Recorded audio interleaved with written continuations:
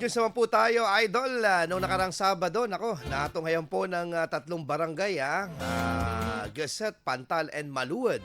Sugod barangay ng Tang Ice Tea at IFM Dagupan, umarangkada na. Ikwento mo yan sa Good News ni Idol Maya.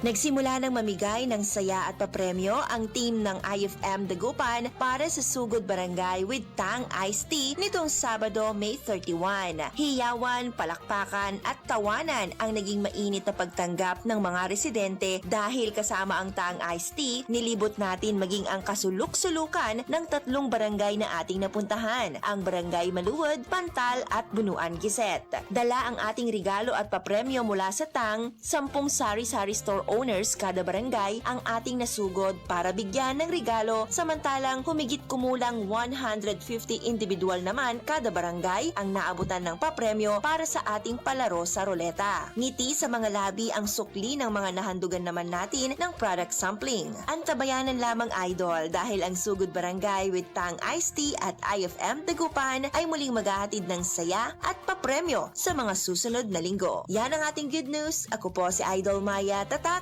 IFM. IFM News. IFM News. IFM News.